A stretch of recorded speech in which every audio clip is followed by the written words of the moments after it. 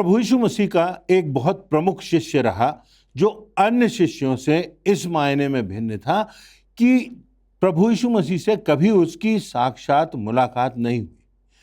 वह प्रत्यक्ष रूप से प्रभु यीशु मसीह से कभी नहीं मिला, परंतु एक समय आता है प्रभु यीशु मसीह के स्वर्गारोहण के बाद, जबकि पौलुस, जिसका कि नाम शाऊल था प्रारंभ में, प्रभु यीशु मसीह के अनुयायी होने के पहले, वो शाऊल प्रभु यीशु मसीह का दर्शन करता, उसको दर्शन होता प्रभु यीशु मसीह का। दमिश्क के रास्ते पर वो जा रहा था और प्रभु यीशु मसीह का दर्शन होता है, और जो मसीहत को मिटाने के लिए आगे बढ़ा था, वो शख्स प्रभु यीशु मसीह का चेला बन जाता है। जो मिटाने वाला था वो बनाने वाला बन जाता है। उसके जीवन में आमूल परिवर्तन आ जाता है, और एक ऐसा परिवर्तन आ जाता है जिसकी सशक्त गवाही आज तक बनी हुई है, और तेजी से उसके माध्यम से प्रभु यीशु मसीह का सुसमाचार और प्रभु यीशु मसीह की जीवनी और उसके आश्चर्य कर्म की बात विश्व के कोने कोने में पहुंचती है। पौलुस ने बहुत महत्वपूर्ण कार्य भी किया।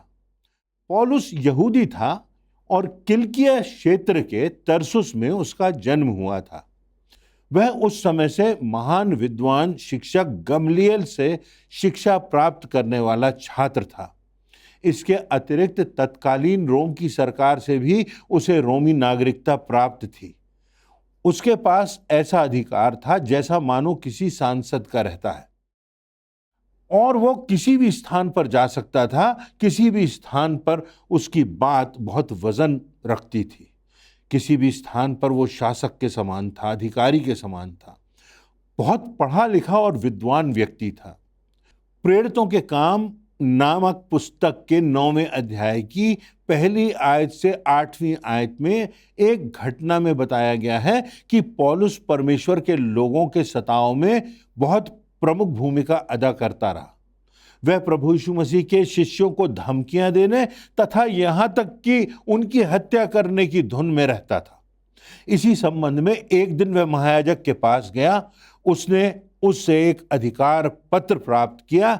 इसके अनुसार अब शासन की ओर से उसे यह अधिकार पत्र मिल गया था कि वह दमिश्क के आराधनालयों में जाकर मसीह के सब अनुयायियों को, चाहे वे स्त्री हों या पुरुष, बांधकर यरूशलेम ले आए। इसी अधिकार के साथ वह अपने साथ कुछ लोगों को लेकर दमिश्क के समीप ही पहुंचा था, तो अचानक से आकाश से एक ज्योति उसके चारों ओर चमकी और वह भूमि पर गिर पड़ा। उसने एक आवाज सुनी, हे शाऊल, तू मुझे क्यों सताता है? तब शाऊल ने पूछा कि हे प्रभु, तू कौन है? उसने शाऊल से कहा, मैं यीशु हूं जिसे तू सताता है। अब उठकर नगर में जा, और जो तुझे करना है वह तुझे बता दिया जाएगा। जो लोग शाऊल के साथ यात्रा कर रहे थे वे मानो बुद्ध बनकर खड़े रह गए, क्योंकि वे आवाज तो सुनते थे परंतु किसी को देखते ना थे। तब शाऊल भूमि पर से उठा, और यद्यपि उसकी आंखें खुली थी परंतु उसको कुछ दिखाई नहीं दे पा रहा था। तब उसके साथ के लोग उसका हाथ पकड़कर उसे दमिश्क ले गए। वहां 3 दिन शाऊल ने उपवास के साथ प्रार्थना में व्यतीत किए। दिव्य दर्शन के बाद शाऊल ने दमिश्क में हनन्याह नामक एक विश्वासी जन से बपतिस्मा लिया। उसे न केवल आंखों की ज्योति वापस मिली, किंतु उसकी आत्मिक आंखों पर जो धर्मांधता का पर्दा पड़ा हुआ था वह भी हटा, और वह प्रभु यीशु मसीह को पाकर आत्मिक सच्चाई के दर्शन कर सका। अब उसे सब कुछ स्पष्ट नजर आने लगा। अपने जीवन के परिवर्तन के बाद पौलुस ने प्रचार के लिए सबसे अधिक यात्राएं की। वह 5 भिन्न भिन्न देशों में गया। पौलुस के प्रवास के बाद कोई भी शहर पहले जैसा नहीं रह जाता था। हर किसी को उसके प्रवास के प्रमाण स्पष्ट दिखाई देते थे। प्रभु यीशु मसीह की सशक्त गवाही होती थी। पौलुस की योग्यताएं, उसकी बुद्धि, उसकी तर्क करने की क्षमता, उसकी उच्च शिक्षा, उसकी रोमी नागरिकता, उसकी यूनानी संस्कृति, उसकी यहूदी पृष्ठभूमि, साथ ही उसकी सभी कमजोरियों का भी उपयोग परमेश्वर ने अपने राज्य की बढ़ती के लिए किया। उसका प्रस्थान और प्रवास सुसमाचार के फैलने का एक बड़ा अहम कारण बन गया। उसकी कैद का समय भी व्यर्थ नहीं गया, क्योंकि कैद में उसे इतना समय मिल गया कि वह कलीसियाओं को, लोगों को पत्र लिख सका। ये कलीसियाएं उसने जो स्थापित की थी, किंतु उसके पास इतना समय नहीं मिल पाता था कि वह जाकर नए विश्वासियों को परमेश्वर के वचन से शिक्षा दे, प्रशिक्षित करे। बहुत सी कलीसियाओं में भिन्न भिन्न प्रकार की समस्याएं थी, फूट थी, एक दूसरे के साथ वहां पर गुटबाजी की बात थी। बहुत सी कलीसियाओं में मसीह शिक्षाओं के संबंध में कई भ्रांतियां थी।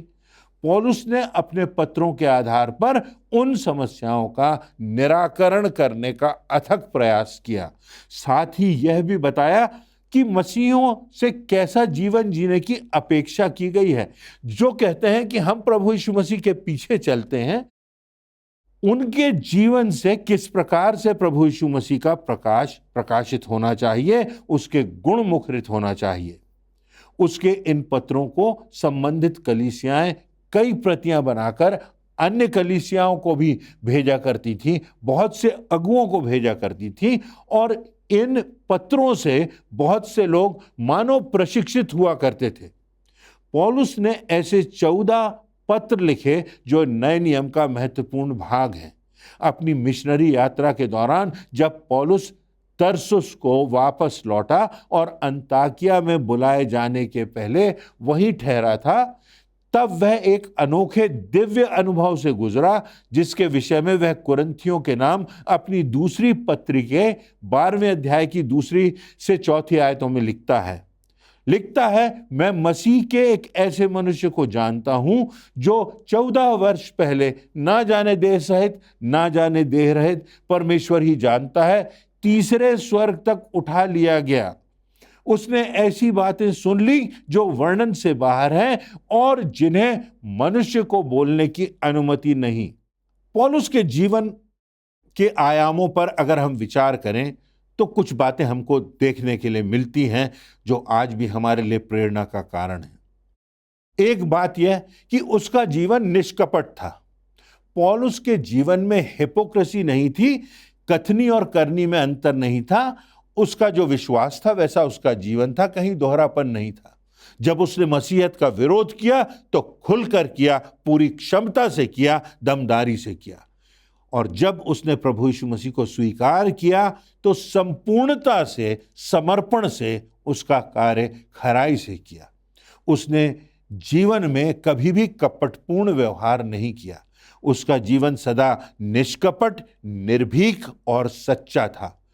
अपने उद्देश्यों और अनंत जीवन के निशाने की ओर वो निरंतर बढ़ता चला जाता था, परिपक्व होता जाता था और दूसरों को मजबूत बनाता जाता था। जो कुछ वह करता था वह पूरे मन से करता था। और हमारे लिए आज ये शिक्षा है कि जो कुछ हम कर रहे हैं, जो विश्वास की गवाही हम दे रहे हैं, जिस कार्य में हम लगे हुए हैं, जिस कार्य में परमेश्वर ने हमको बुलाया है, जो परमेश्वर ने हमें योग्यताएं दी हैं, हमको उन्हें पूरे मन से, पूरे साहस से, पूरी क्षमता से करना है, अधूरे मन से नहीं। ऐसा कार्य हमको करना है जिससे परमेश्वर की गवाही हो। दूसरी बात, पौलुस में यह गुण देखने को मिलता है कि उसमें सही निर्णय करके, सच्चाई के आधार पर निर्णय लेकर आगे बढ़ने की क्षमता थी। जीवन में व्यक्ति को सही समय में सही निर्णय करना सीखना होता है। इससे व्यक्ति का सही दिशा में तेजी से विकास होता है। सही समय की भी बात है, सही निर्णय की भी बात है। पौलुस ने जीवन में पीछे मुड़कर अपनी असफलताओं और अपने अतीत के कलंकों की ओर नहीं देखा, परंतु वह परमेश्वर के द्वारा ठहराए गए उद्देश्यों और अनंत जीवन के निशाने की ओर निरंतर आगे बढ़ता गया, साहस से आगे बढ़ता गया, दृढ़ता से आगे बढ़ता गया। फिलिपियों के पत्र के 3 अध्याय की 13वीं और 14वीं आयत में पौलुस लिखता है, हे भाइयों, मेरी यह धारणा नहीं है कि मैं सब कुछ प्राप्त कर चुका हूं, परंतु यह एक काम करता हूं कि जो बातें पीछे रह गई हैं उन्हें भूलकर आगे की बातों की ओर बढ़ता हुआ लक्ष्य की ओर दौड़ा चला जाता हूं कि वह पारितोषिक पाऊं जिसके लिए परमेश्वर ने मुझे मसीह यीशु में ऊपर बुलाया है। उत्साह के साथ, उस जुनून के साथ, उस शक्ति और साहस के साथ वो आगे बढ़ता गया।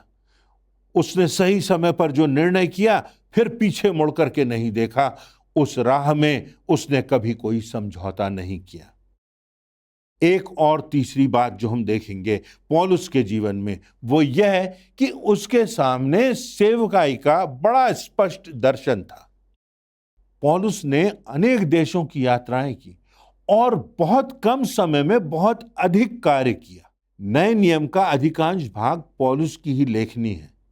यह सब पौलुस इसलिए कर सका क्योंकि उसके जीवन में दर्शन था।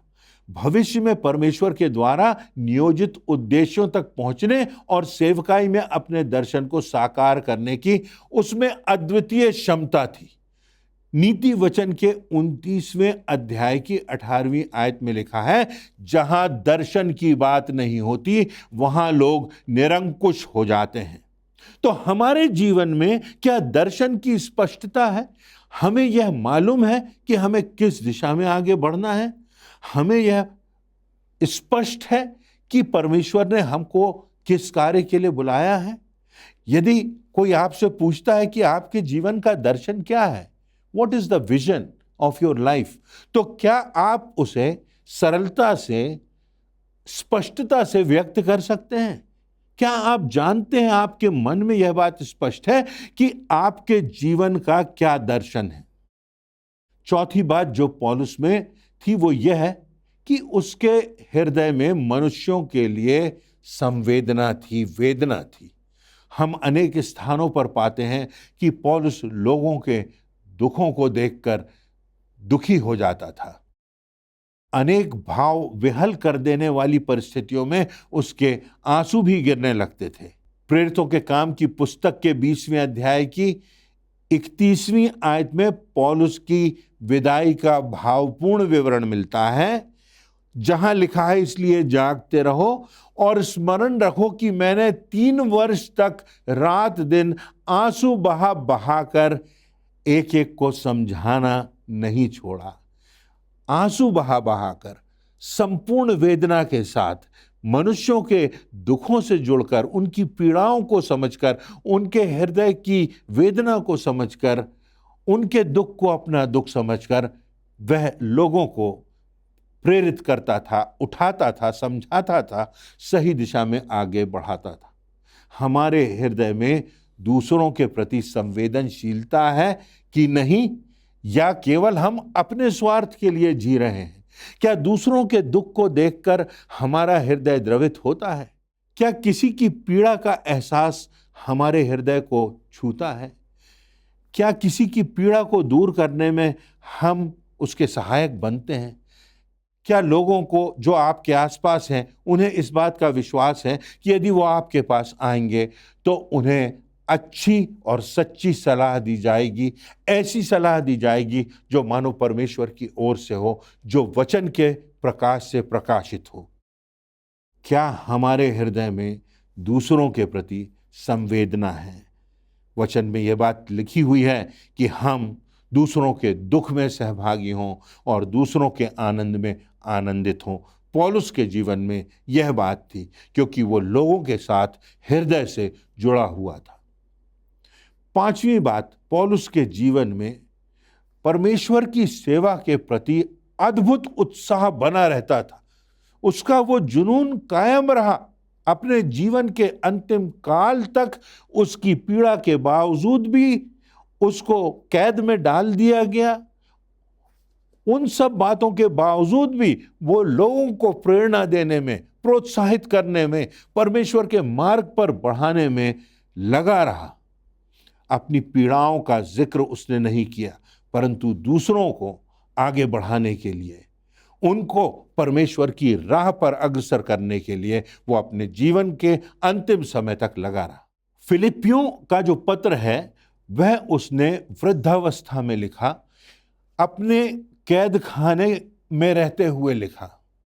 फिलिपियों के पत्र को पढ़ने से पता चलता है कि पौलुस के जीवन में इतनी विषम और नकारात्मक परिस्थितियां थीं, परंतु कहीं बढ़कर उससे ज्यादा उसके जीवन में उत्साह था, जुनून था। इन परिस्थितियों में भी वह अनेकों बार कहता है कि प्रभु में सदा आनंदित रहो।